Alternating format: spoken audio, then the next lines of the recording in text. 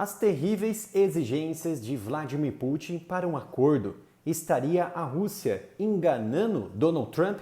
No vídeo anterior eu tratei exatamente sobre o momento em que Vladimir Putin recusou um acordo de 30 dias para um cessar-fogo com a Ucrânia, uma proposta que foi dada pelos Estados Unidos, por Donald Trump, e que a Ucrânia aceitou. Mas restava, é claro, a decisão final por parte da Rússia. Então, Putin, nesse momento, ele não aceitou. Mas isso não necessariamente que a Rússia ela descartou totalmente esse acordo para discussão no futuro. Pelo contrário. E ainda, Putin ele destacou alguns pontos interessantes, algumas exigências que eu considero terríveis e outras não, que podem colocar de fato um cessar-fogo momentâneo. Mas também eu tenho que trazer aqui que não é essa a intenção da Rússia. E diante disso, para a Rússia não entrar num acordo como este é muito interessante, é muito bom, porque isso daria alguma margem de manobra para a Ucrânia. E para a Ucrânia é o contrário. E no primeiro vídeo que eu fiz sobre isso, muitas pessoas gostaram do formato do vídeo, gostaram de toda a linha de raciocínio que eu trouxe para vocês sobre a minha análise. E eu agradeço muito a presença de vocês no vídeo anterior, os seus elogios, as críticas construtivas. E vou trazer mais cenário como este, vou trazer mais análise pontual como esta, que acredito que expande o nosso conhecimento e o nosso senso crítico em relação não somente ao leste europeu, mas todo o espaço geopolítico, defesa, desse entendimento dessas relações entre as nações. Tá? Parece que Putin, ele, ao recusar de forma momentânea esse acordo, ele está tentando ganhar tempo com Donald Trump. Não necessariamente ele estaria enganando o presidente americano. E como eu havia dito no outro vídeo, o cenário atual é de caos na guerra, porque um lado está acelerando o seu avanço, ganhando espaço cada vez maior, expandindo a sua área de influência e de domínio, como, por exemplo, a Rússia vem martelando as forças ucranianas na região de Kursk. Então, nesse ponto, a Rússia ela enxerga dois cenários. Empurrar esse acordo com a barriga o mais longe possível, não necessariamente, como havia dito, que não vai entrar novamente numa discussão para esse acordo. Pelo contrário, Putin deu positiva como esta negociação. Ele disse que esse acordo, a princípio, é extremamente importante e de bom gosto por parte de Donald Trump.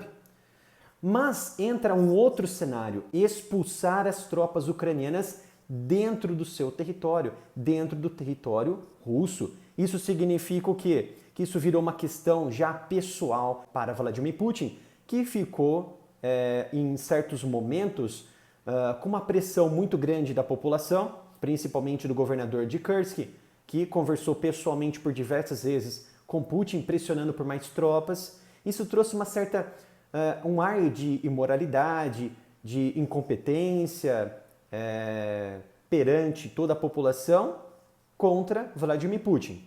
Então ele se agitou, conversou com os conselheiros, conversou com o ministro da Defesa, colocou as peças nas mesas disponíveis para fazer uma ofensiva forte para tentar expulsar as tropas ucranianas, e está dando certo, porque Kursk é uma área que pode ser vista e pode ser utilizada como moeda de troca pela Ucrânia, e ao tirar essa condição de Kiev estaria limitada para discutir algum acordo e uma barganha com a Rússia no futuro.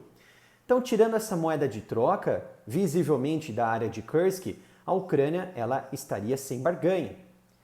E a outra questão que pode acelerar visivelmente essa retirada das tropas ucranianas de dentro do oblast do território russo é que Putin declarou no início desta semana que vai tratar a partir de agora essas tropas dentro do seu território, essas tropas inimigas dentro de Kursk, por exemplo, ou em qualquer outra área, como mercenários, como terroristas. Isso significa o quê?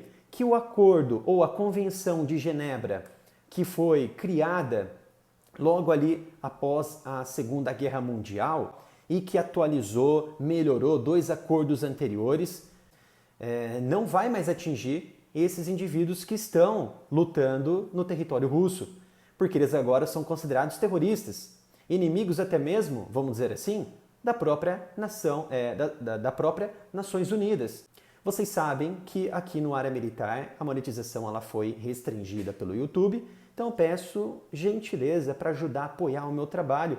Você pode entrar na minha loja de camisetas oficial aqui do canal, através do site umapenca.com/área-militar, onde você vai encontrar camisetas de excelente qualidade e com estampas incríveis.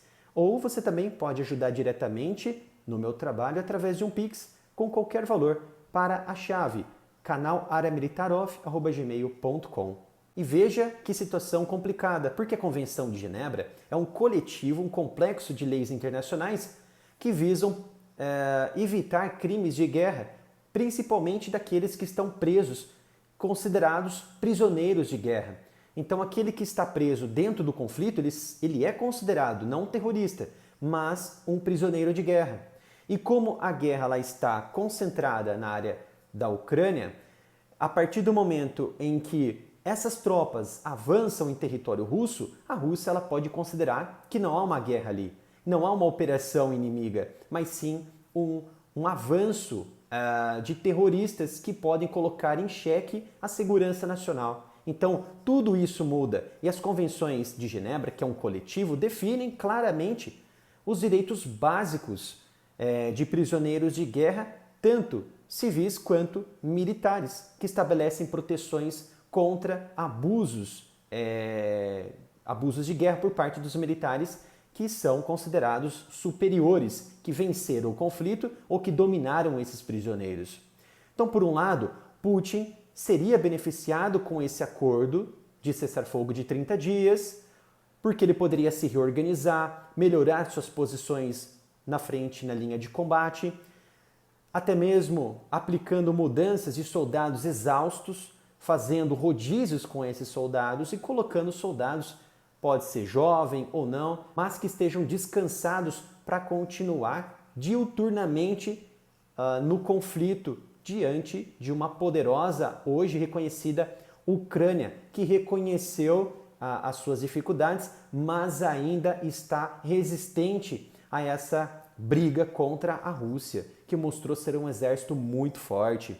Para a Ucrânia, é claro, seria ainda melhor do que para a Rússia, por exemplo, porque a Ucrânia também, além de se reorganizar, se reagrupar, ela poderia receber mais equipamentos do Ocidente, melhorar os seus pontos de apoio, melhorar as suas fortificações, instalar equipamentos ou obstáculos, mas também negociar pontos estratégicos com o Ocidente e até mesmo abrir novas discussões com a Rússia, intermediada, por exemplo, pela Arábia Saudita.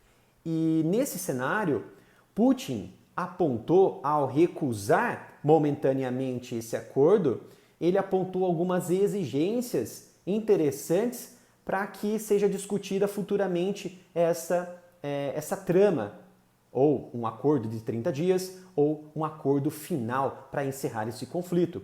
Um desses pontos, uma dessas exigências, foi sem dúvida alguma, caso haja um cessar-fogo breve, a Ucrânia ela não teria permissão para se reagrupar ou para se rearmar durante qualquer cessação das linhas de combate. E além disso, o Ocidente, liderado pelos Estados Unidos, deverá o quê?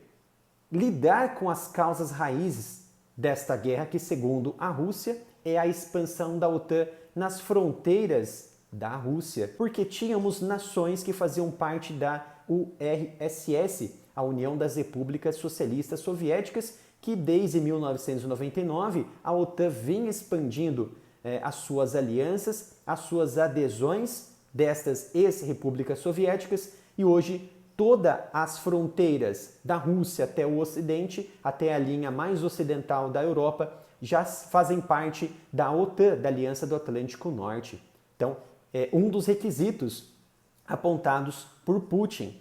E também, é claro, outro item, impedir a adesão da Ucrânia na OTAN, que já é uma tese defendida pelo próprio Vladimir Putin desde antes dessa invasão na Ucrânia em 24 de fevereiro de 2022. E ele ainda também, outro ponto interessante, ele sugeriu que a Ucrânia interrompesse sua mobilização militar e qualquer tipo de treinamento de suas tropas no campo de batalha ou para se reorganizar a fim de preparar o seu exército para um futuro recomeço das hostilidades.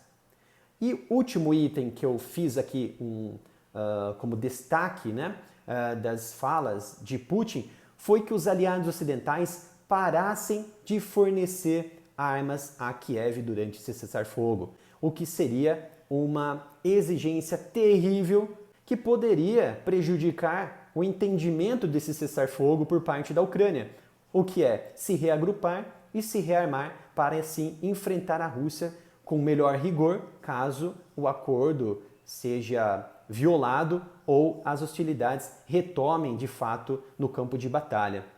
Então, ao mesmo tempo em que a Rússia recusou, ela vem sofrendo pressão intensa por parte de Putin, que sancionou alguns termos econômicos e bancários na linha econômica de importação da Rússia. Isso prejudicou e muito nos últimos dias uma linha de importação, principalmente de minerais e outros recursos da Rússia. E Putin já está ficando quase que sem opções ali, e então ele poderia o quê? Fazer novas adaptações, se alinhando ainda mais com seus aliados e tentando buscar novas formas e novos mercados. Mas ainda há muita gordura para Donald Trump cortar e impor mais sanções e pressionar ali um gargalo econômico muito justo para os russos e assim pressionar Vladimir Putin a tomar uma decisão que seja favorável para um acordo.